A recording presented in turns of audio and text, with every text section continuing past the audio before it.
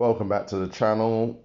David Benavidez defeats Anthony Yarde in 7th round stoppage. And this fight pretty much went the way I thought it would. I thought Benavidez was going to win on points, but from watching the first few rounds, I could tell that Benavidez is just going to win this so easily. Anthony Yarde, one thing I can say about him, he has heart, he has fight, he has desire within him. But unfortunately, the way his career has been managed doesn't really put him in a position to win a world title. Now, this was his third world title attempt in winning a world title.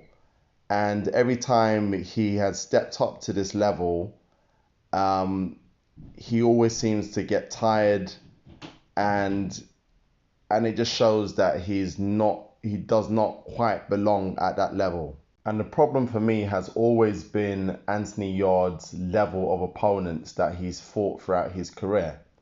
And I can understand, yes, say the first 15 fights of your career, Anthony Yarde is someone who didn't have an extensive amateur career. So this was always the narrative around Anthony Yarde. Oh, he's learning on the job. He's learning. But in a person's or in a boxer's development, you have to step them up at some point. And all these step ups that Anthony Yarde has had in his career has been against a world champion at world level. I can definitely understand that after losing to Kovalev, he has a tune-up fight. But then after the tune-up fight, he should be fighting a top 10 contender to kind of prepare him when he steps up again. But what happened again, he started to fight, he fought obviously the Lyndon Arthurs of this world. And no disrespect to Lyndon Arthur, but he's not world level. He's not a top 10 contender. Then goes into a fight with Benavidez, gets beaten, and then he starts fighting against guys who are levels below world level, and then gets a fight with David Benavidez, and then he takes an absolute beating in this fight. There's no other way of me putting it. He took an absolute beating in this fight. And at age 34, I just don't think Anthony Yarde can win a world title.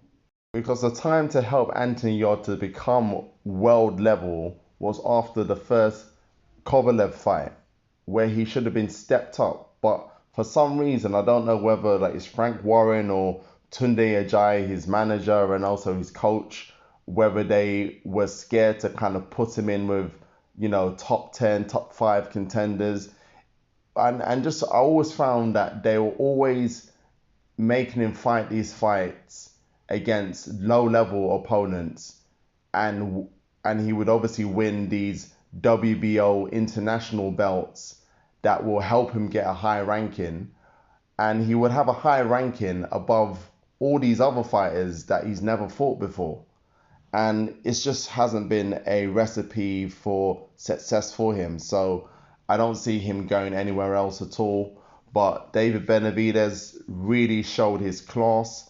I can see why, Canelo, the WBC, didn't give him his shot when he was at super middleweight. The thing is, it would have been an interesting fight had they allowed him to fight Canelo, because I feel like his speed, his composure would have given Canelo a lot of trouble, and I think that's the reason why that fight was never made. But a very convincing, outpunched, outlanded Anthony Yarde, and his plans are to go up to cruiserweight to fight Ramirez.